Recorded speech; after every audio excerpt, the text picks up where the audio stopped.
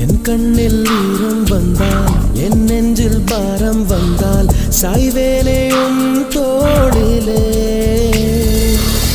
கண்ணீரே கூடாதென்றும் என் பிள்ளை வாடாதென்றும் சொல்வாயே அண்ணாலிலே இனி ஒரு ஜன்மம்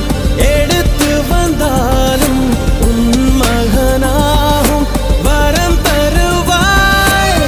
உன் வீட்டு சின்ன குயில்